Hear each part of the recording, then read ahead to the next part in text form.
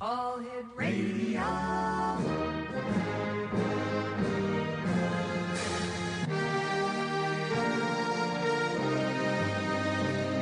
Welcome to the X Zone, a place where fact is fiction and fiction is reality. Now, here's your host, Rob McConnell.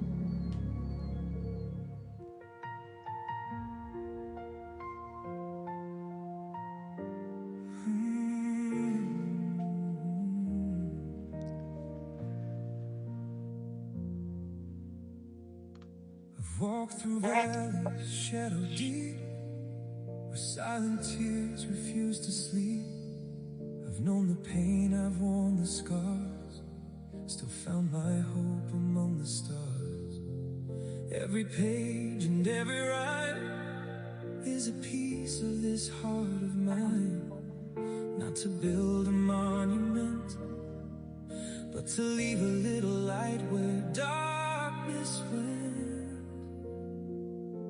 I've written books and painted dreams, more than the world has ever seen. I've searched for answers through the night, always chasing truth and light. Every story, every song has been my way of moving on. If someone hears their own heart too, then everything I've done is true. Don't write songs to make a fortune or chase a name in lights above. I write because a single heartbeat can be awakened by a little love. If one soul finds hope tomorrow, if one tear becomes a smile, then every note and every story has made this journey all worthwhile.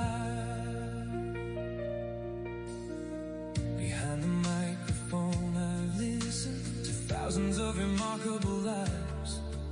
Every guest, every conversation reminds me hope is still alive. Where the mysteries, faith, or science, questions that refuse to cease. If they bring us closer to each other, then they bring the world more peace. The music isn't really mine. It finds me somewhere beyond time. I'm only holding open doors for hearts that think they can't take more. If someone sitting all alone feels a friend they've never known, then every lyric I've begun has already won. We're all travelers on borrowed days, looking for a kind of place. If my voice can light one candle, then the darkness loses space. I don't write songs to make a fortune. I never measured life that way. I'd rather touch a million heartbeats than count the dollars people pay. If someone hears these words and knows they're stronger than they thought they'd be, then every book, each painted picture, every melody has set us free. When my final song is faded and the studio lights grow dim, don't remember me for what I own. Remember me as someone who believed no heart should ever beat alone.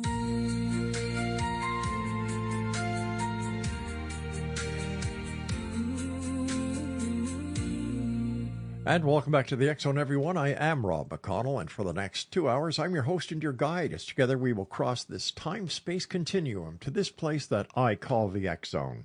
It's a place where people dare to believe and dare to be heard. It's a place where fact is fiction and fiction is reality.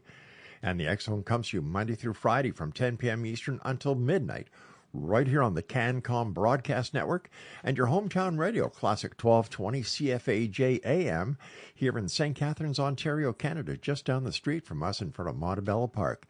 And they stream us around the world on classic1220.ca. The song that we started this show with tonight is called Story Behind... No, I'm sorry, that's the next one. If One Heart Hears My Song, and it's done by RAM. And if you'd like to find out more about RAM, visit their new website at rammusic.ca. Well, tonight, Exonation, we're honored to have a spiritual teacher, author, and speaker. LD Thompson has been on the show before many years ago. And for more than 3 decades, LD has been helping people around the world better understand what he calls the soul's curriculum, the unique purpose and life lessons each one of us is here to experience. Now, through his writing, workshops, and personal guidance, he encourages individuals to reconnect with their inner wisdom and discover a life of greater clarity, purpose, peace, and fulfillment. Joining me tonight is our guest, LD Thompson, and his website is ldthompson.com. And LD, welcome back to the X Zone. It has been way too long.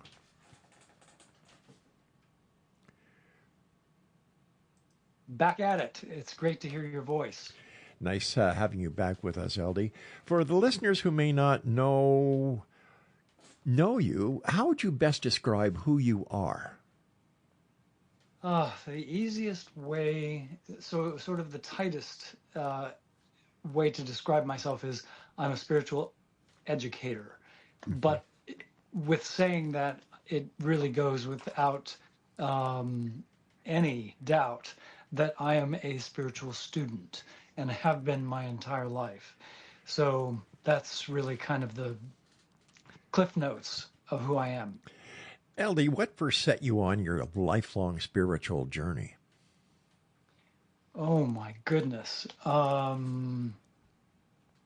would have to say there have been several incidents, and I actually want to jump way ahead into my adult years when I was working on a program there in Canada, as a matter of fact, called Beyond the Line. Mm-hmm. And Whitley Strieber of Communion fame was a guest on our show, and he wanted to regress me. And in his regression, what he feels that he found was that I was being contacted early on in my childhood by individuals who were not human. Mm-hmm. And so I can confirm that in as much as throughout early adulthood, there were constant instances where I experienced sleep paralysis, and it was as if something came into the room. Mm-hmm. And I wanted to wake up, could not wake up, but there was something there. So again, I'm jumping around a little bit, but bear with me. Then when I was 24, I was living in Los Angeles, and there was an incident in the parking lot of Safeway, of all things, where an Indian man approached my car. This is an East Indian man, approached my car, and I was very nervous living in Los Angeles. Mm-hmm. And the man, I said, hello. And he said, I've come to tell you of your life. And that was not something that I was expecting to hear from him. And so after determining that it was safe to talk to him, he sat for 3 hours and taught me about the science of thought and how thought creates everything in our lives, all the good, all the seemingly not good. Everything in our lives is created by our thoughts. And so really that particular circumstance, again, 24, I would say that was really the dividing line between being curious and being like, okay, something has happened to me. I can't explain it, but I am clearly not on the path that I thought I was on, which was about just success and, having love and a house and et cetera, et cetera. And I suddenly found myself in a very different, really fast track to learn about the science of thought. It reminds me of that saying, if you confess it, you will possess it. Why? Tell me why. Well, Why because does it make you think? well, because you were saying that thought is very powerful, right? Yes. And if you confess your thoughts, then you can manifest I quite agree your with reality. you. That's what I understood that saying to be. If you confess it, you will possess it. Absolutely. Yeah. I agree with that 100%. And it sort of gives way to something that I've been thinking a lot about over the last few decades, which is the whole concept of living out loud. So I know it's just a catchphrase, but living out loud is really that act of having nothing to hide from yourself, from anyone else, and being able to be in complete integrity about what it is that you are about in your life. And I think that the concept for me, science of thought, meaning everything you think is what builds your so-called reality. Right. That then also for me gives way to, if you're going to be thinking something, it best be something that is not just positive for you, but is positive for all peoples and for really for the evolution of the species. That makes total sense to me. Total sense. And why is it, in your opinion, after doing this all these years, that people cannot grasp that simplistic way of thinking? That's an excellent question. I would have to say that with what I've been studying of late, it really comes down to, I'm writing a book right now. The working title is The Science of Thought. Well enough. Yeah. And and it is really about how we as human beings have evolved from reptilian brain to mammalian brain to neo-mammalian brain, and we are now in a new moment of evolution into what I call the transcendent brain. All right, And- LD, we have to take a break, so please stand That's by. fine. No worries. Exonation, our guest this hour is LD Thompson. His website is ldthompson.com. I'm going to tell you something, Exonation. Listen to this guest. He makes a lot of sense. And simplicity, in my opinion, is the secret to being. We humans complicate life because Mother Nature made it simple. But we complicate it to the best of our abilities. We'll be back on the other side of this break as we continue on the CanCom Broadcast Network and your hometown radio, Classic 1220 CFAJ AM. And they stream us at classic1220.ca. Always chasing truth and light. Every story, every song has been my way of moving on. If someone heals their own heart too, then everything I've done is true. I don't write songs to make a fortune.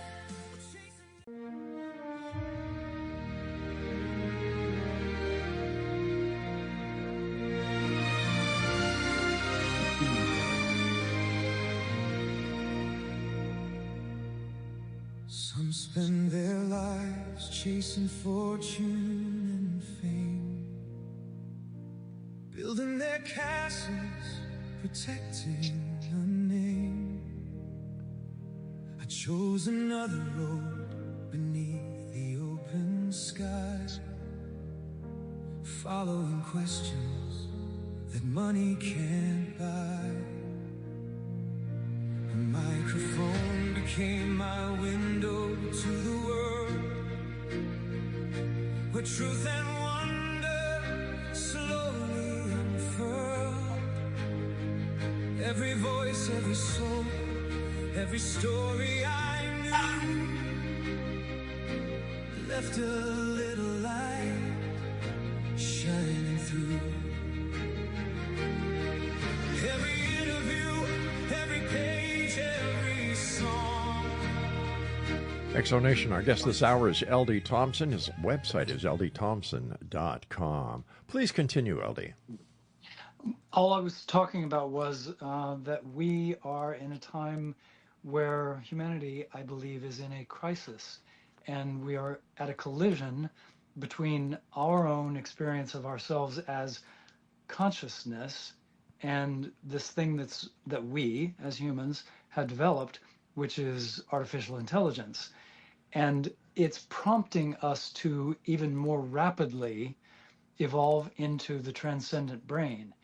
And as I see it, the transcendent brain is the evolving part of us that has the capacity to hold in every moment that we are awareness itself. AI is intelligence.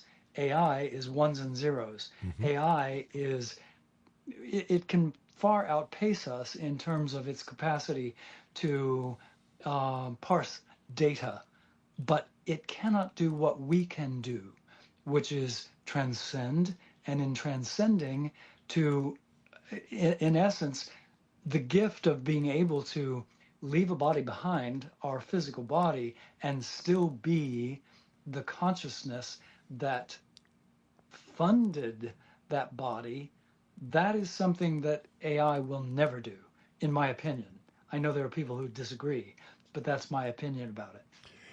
It's funny because, like you were saying, there are those people who think that AI is the albeit to the world's problems, and yet there are also people who have a problem understanding or believing that this life is just not it. That after this life we go on. So how do we convince the people who are so skeptical they can't understand the reality of this life is just like one book in a library? There are so many more books for us to visit and be part of. Well, I really don't feel it's my job to convince anyone of anything. I think it's my job actually to simply awaken within my own experience, to come to that moment of last breath, and in coming to that moment of last breath, just to sigh, release, and move on. I have a conviction that that is what my experience will be. It's my experience based on what I have already experienced in life as a result of all of my studies, as a result of remote viewing, as a result of being a lifelong practitioner, almost lifelong practitioner of meditation, where there are meditations that I come back from and I cannot recall who I am. Now, some might say, well, you need to see a brain scientist about that. But no, I do reincorporate, but it is that sense of having merged with the one, that every one of us, again, my belief is that every one of us has the capacity to do that. And in that capacity comes the ability to live without fear. Because all fear, again, my opinion, is based on the fear of death.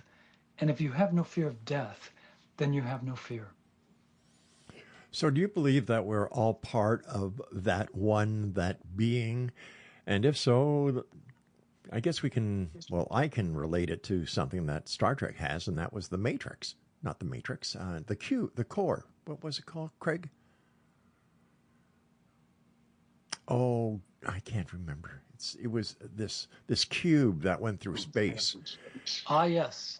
I recall that episode, as a matter of fact. And I'm sorry that I can't just pull it out of my brain and give you the name. But yes, I recall that.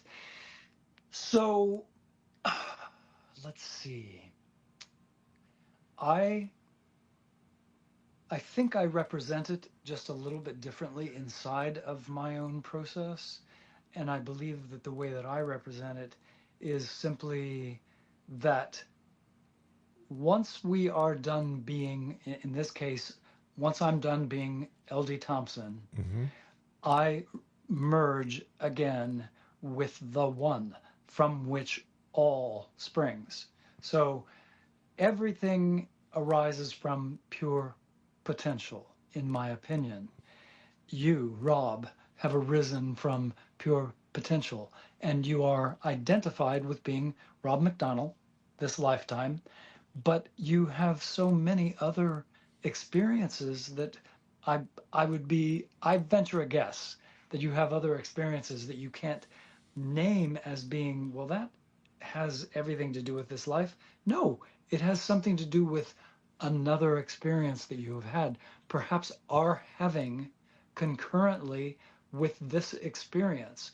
I believe that we are multidimensional beings, not arrested by time and space, but free to flow between dimensions and free to flow outside of this three-dimensional reality that we live in now. But what happens if what you're saying isn't part of reality, that this is something that was made up or devised by people so that they could relieve themselves of their fear of death, and that once we die, we're dead, that's it? That's a fair question. That's an absolutely fair question, and I would be remiss if I said that I have not myself asked that question. And the only way that I can, with integrity, respond is that though I have not had a near-death experience, which, so many people report that they go on and then they have, conversations and all of these sorts of things happen.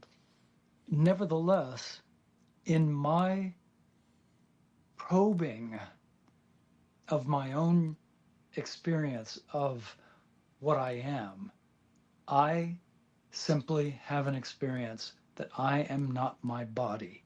And it comes from 40 plus years of meditation and virtually that experience that I just mentioned to you of dropping out and then coming back to my body and not being able to instantly identify who I am, where I am, what I'm about. So that to me tells me that I have been someplace else.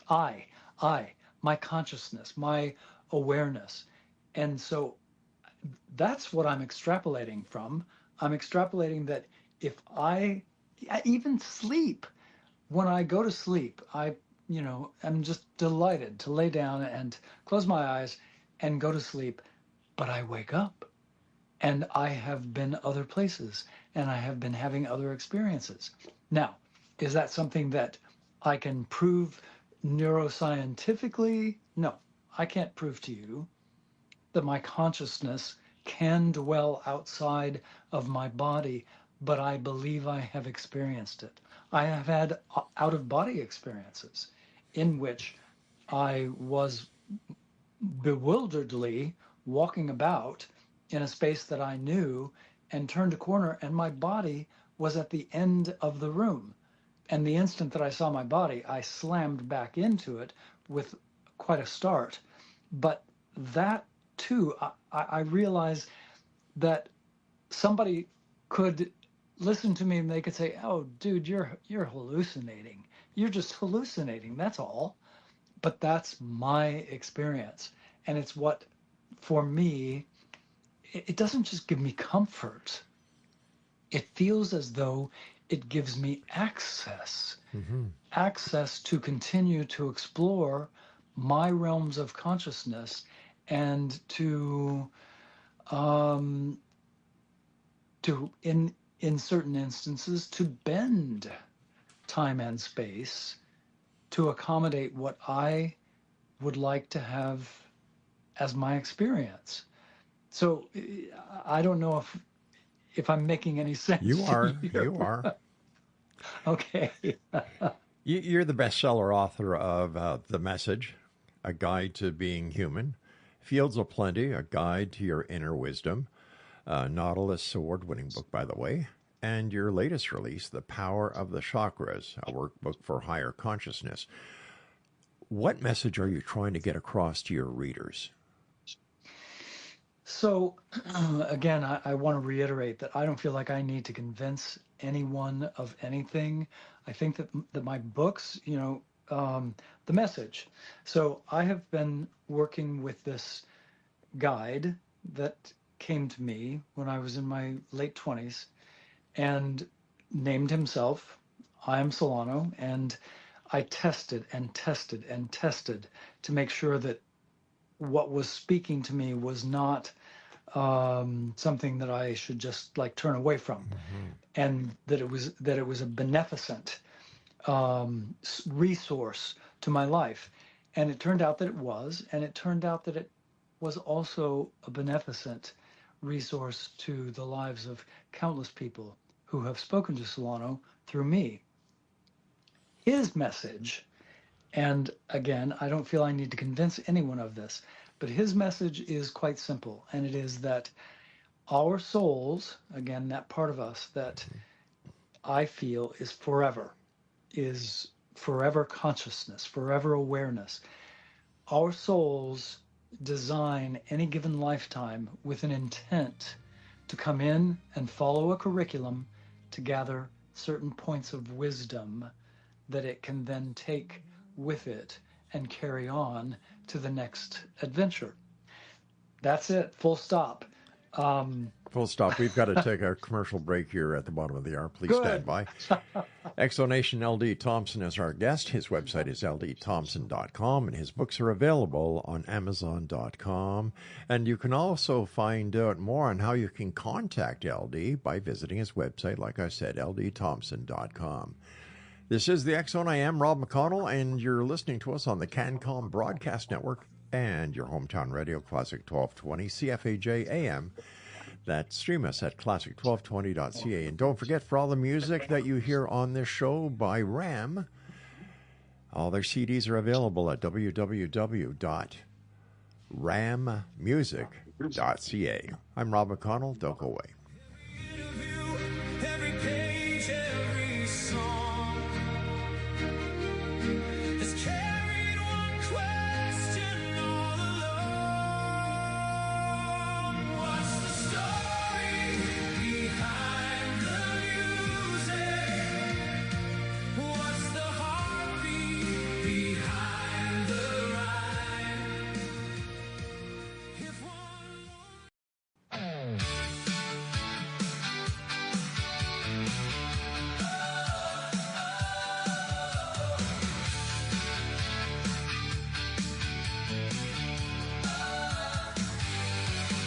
when the headlines hide behind a polished lie, and the truth gets buried while the guilty smile, there's a voice that won't be bought or sold, a fearless heart, courageous and bold, lighting up the darkness mile by mile. The world against tyranny leads the way, standing for tomorrow, fighting here today.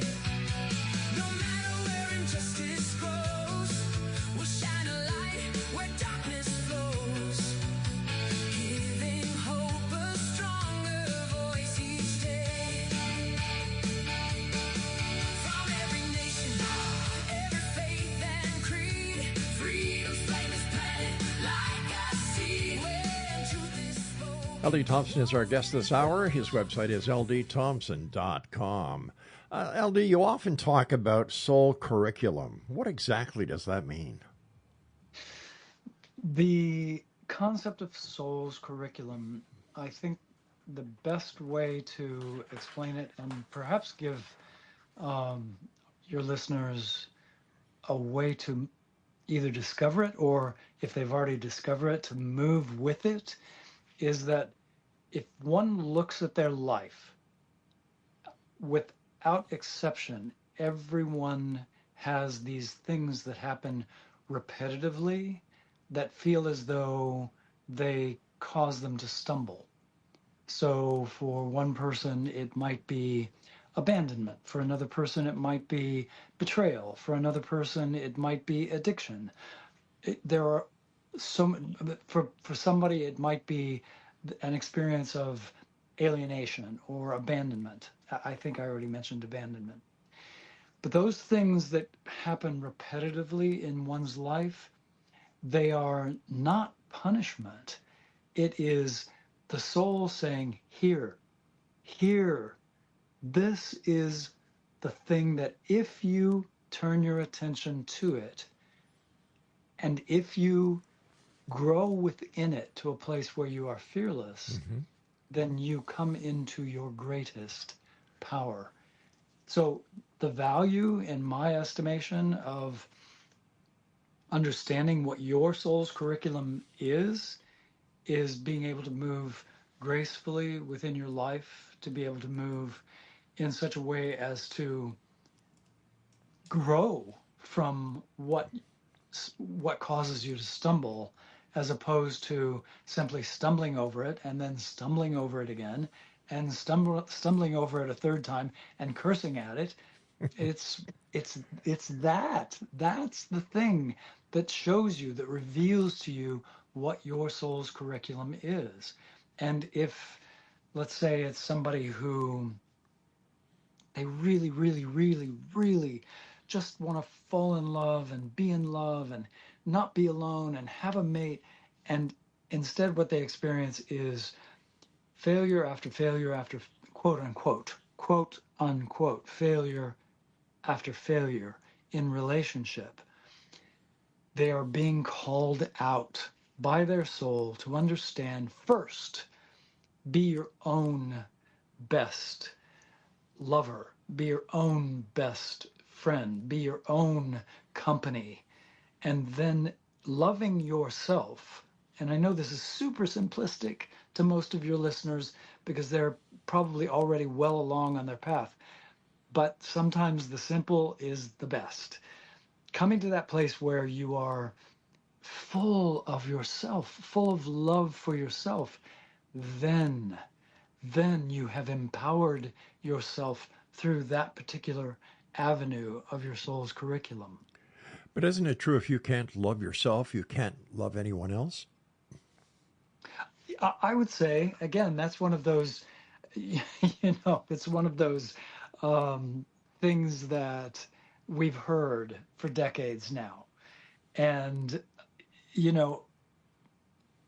the beauty in the things that we've heard over and over and over again is that if I apply myself to that, if I apply myself to understanding, okay, loving myself means, and referring back to our earlier segment, being able to live out loud, having nothing to hide,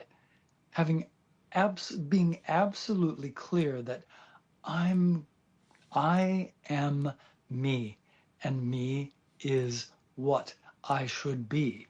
And being that, there's every way for that then to migrate into a full life filled with love from others, but funded by that love that I have found inside of myself for who I am in my essence. By the way, my producer said the name of the extraterrestrials in the cube was the Borg. Thank you so much for that, Craig. Yeah. Thank you, Craig. What are the biggest obstacles, LD, preventing people from hearing their inner wisdom? Well, I would say that the biggest obstacle to hearing one's inner wisdom is that self-talk that says, I don't know. And just, it becomes a mantra in and of itself. I don't know. When what Solano, my guide, teaches is you know. You know. And he goes further to say that you know when you've met someone and you're about to begin a relationship, you know who that person is. You actually know. And you know when you're about to take a job that is not going to work out well for you, you know it. You actually know it. And what people stumble over there is typically they don't allow themselves to be quiet enough to access their own inner wisdom. They're too busy listening to, especially nowadays, listening to what AI has to say, listening to what YouTube has to say, listening to what LD Thompson has to say. Not that I'm not being pejorative, because I'm encouraging people to know what they know, but still listening to me and expecting me to have the answer for them, that's not going to do it. They ultimately, at some point, have to turn and say, okay, Solano said, LD said, I must turn and listen to my own inner wisdom. That is an action. It's an actual stopping and turning in and settling down inside and asking the question of yourself. And instead of allowing, I don't know, that mantra, you just still yourself. You quiet yourself until there's either a feeling or there's a vision or there's a quiet voice, the voice that sounds like you but wiser. It's stilling oneself. I'm having a problem trying to understand why people who ask, I don't know, and in my way of looking at it, they're asking for help, they're asking for guidance. And if they can't find it within themselves, even if it's quiet, why would they listen to you if you're not going to help them find out what the answer is? Well, so I believe that there are people who come along in one's life who, you can they kind of put their arms around your shoulder and they kind of walk with you for a little bit. And in walking with you for a little bit, they encourage you to grow stronger. They encourage you not to lean on them forever, but to grow strong enough to walk on your own. So that's the best way I can describe what I'm trying to say here. So you're there to give them a hand up, not a hand out. Correct. Okay. Quite correct. Yes, I would rather teach someone how to fish or how to meditate in this particular instance, or how to turn to their own wisdom, how to understand what their own wisdom feels like, how to model that out by being one who, I remember early on, the first person who I leaned on, who was a psychic and astrologer and a mineralogist, and she was just a phenomenal human being. And every chance I had, I would be on the phone or sitting with her, just, probing her brain. Tell me everything. Until one time I called her to ask her a question, and she was in the middle of something. And she said to me, oh, for heaven's sakes, sit down and ask yourself. And she hung up the phone without saying goodbye. And that was a turning point for me, because she had the confidence in me. She recognized in me that I was able to do what she was able to do. And I'm saying to you and all of your listeners, you are all capable of accessing your own wisdom, but it takes the doing. It takes the actual quieting yourself and doing it. And once you make a habit out of that, once you build a new habit, other than saying, I don't know, it starts to step forward, and you start to find it happening in the most remarkable moments, where you're driving down the street, and you'll get this feeling, oh, I have to stop the car. I have to go in that store. There's somebody in there that I need to meet.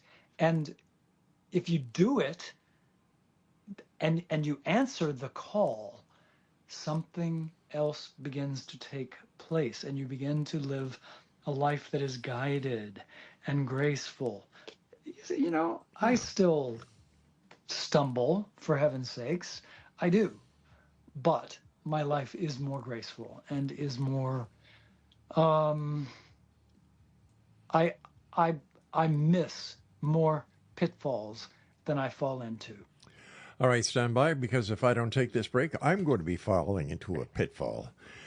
Exonation, our guest this hour is LD Thompson. His website is ldthompson.com. And this is the X Zone, Monday through Friday from 10 p.m. Eastern until midnight, right here on the CanCom Broadcast Network and your hometown radio, Classic 1220 CFAJ AM. And they stream us around the world on classic1220.ca. Don't forget, if you like the music that you hear on this show, it's exclusive to the X Zone, and it's done by RAM. And you can find out all about RAM, their music, and buy their CDs at www.rammusic.ca. Whatever you do, don't go back. But we should be back after this very short break.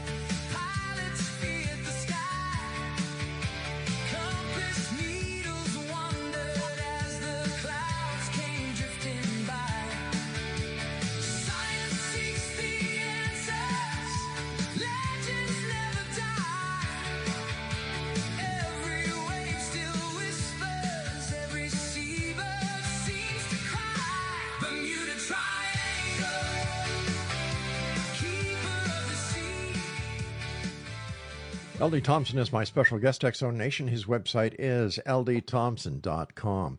LD, in your opinion, is there such a thing as a reincarnation? You know, that's a really loaded question for me, because I used to quite subscribe to the notion of reincarnation. And I'm not about to say that I no longer do, but I have migrated to a place where I feel as though reincarnation takes place on a timeline that is not an absolute. And so consequently, very often reincarnation, as I understand it, it is based on a notion of the wheel of karma, and that you make these mistakes in this lifetime, and so you're going to come back and you're going to have to pay back the mistakes that you made. Well, one of the things that Solano says in the message, A Guide to Being Human, is you have never erred in your life, not once. So I have to really look at that statement, and I can't even tell you how many times people have pushed back against me about it, And how many times I myself have pushed back and said, come on, I make mistakes all the time. But Solano's teaching there is that we act from the greatest wisdom in every moment that we have been able to actually incorporate. And so we don't make mistakes. We simply act from the greatest wisdom that we possess in the moment. Now, granted, there are quite a few people that I wish would get on the stick and learn so that they're not messing up other people's lives. But to your question about reincarnation, I don't feel like I'm on a wheel that will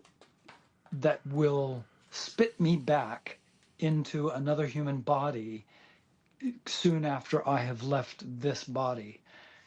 I think that some people do. I think that there is a dimension where people track along through that reincarnation cycle. But in my experience, again, I cannot stress that enough. In my experience, I'm dreaming. I'm having a dream, and in that dream, the walls that are around me, the technology that's before me, you, whom I'm talking to right now, I'm dreaming all of that for the benefit of my soul's curriculum. So you are me. Everybody who peoples my life, they are me. And I don't mean like in an egotistical way. I just mean simply that I am one with all that is. And all that is one with me. Therefore, I don't feel like I am on a wheel of reincarnation. I don't mean either to say that I feel that I have transcended it and I'm some enlightened being. It's not that. It's just simply that I don't think that time and space are real in a concrete kind of way. I think that they are a reality that we can subscribe to, and that reincarnation is a reality that we can subscribe to. So based on your life lesson and your conversations with Solana, what happens when we die? So I've been thinking a lot about this because the book that I just finished, that I have, all I have to do is push go, and it's going to be out there. It's called Threshold, a Practical Journal for When Life Changes. And it came about because one of my dearest and oldest friends, I walked with him to the door. And this was just in December. And it was different than when my parents died. It was different than when my brother died, my nephew died. It affected me so deeply because of how much of my life he was a repository for. My memories, my identity, things that we had been through. He held that. And so he was a point of reference for me. So my experience walking with him to the door was one where I could look in his face and I could hear him say, I'm done. I'm just really done. I can feel the pull to the other side. And when he would say that to me, I felt as though I went with him. And I feel as though what we do when we go through that door is that we disassemble bit by bit in our ego presentation. Certainly the body begins to disassemble. It begins to completely lose it. But we also, bit by bit, L.D. Thompson and what he did and what he was about, it begins to disassemble, and there is a merging with the Great One. Now, I don't think that that's full stop.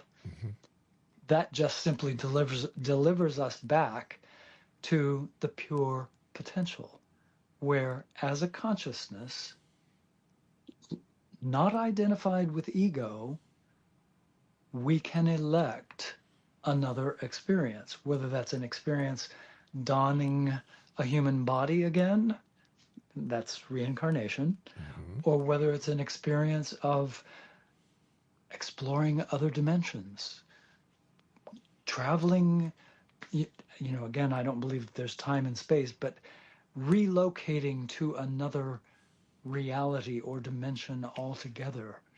In the Power of the Chakras, each chakra is described in ways that fundamentally align with other dimensions and experiences. So, for example, the fifth chakra is aligned with paradise. It's aligned with art and music and teaching and singing and dancing. And that doesn't mean that if you pass and your fundamental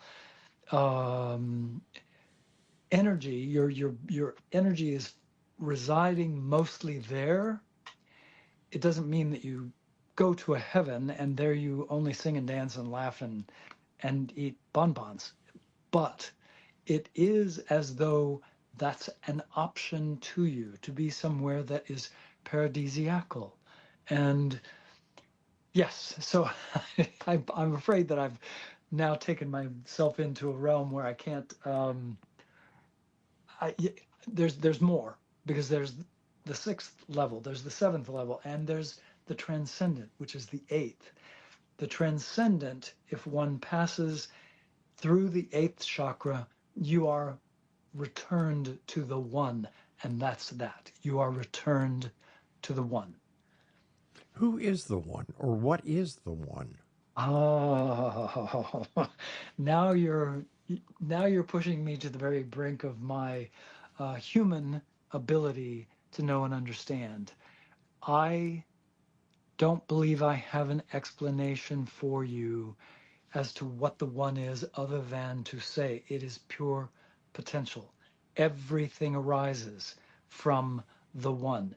The pure potential gives rise to dark matter. It gives rise to the earth. It gives rise to the most exquisitely beautiful and talented people on earth.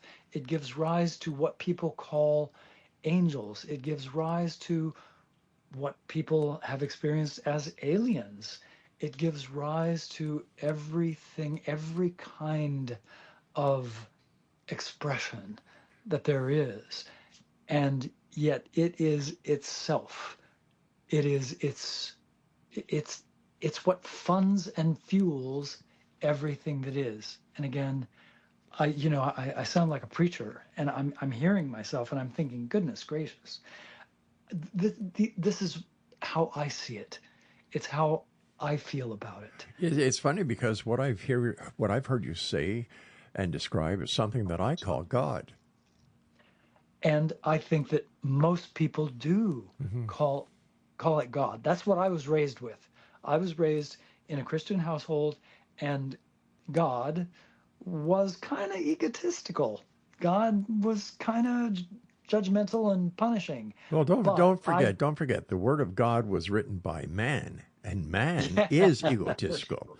When you look at the Bible, the first 4 books were written by Moses. How do we know that it really happened the way Moses said it did? Well, we don't. And so, but I, like you, I still use the word God, and it means something to me. Yeah. In the quiet of my time of prayer or meditation, that's what I say. Or I say divine source. I am still, just a man who is seeking to know God.